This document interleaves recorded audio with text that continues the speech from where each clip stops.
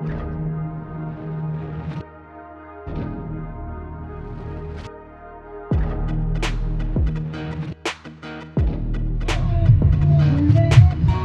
Two টাৱাং।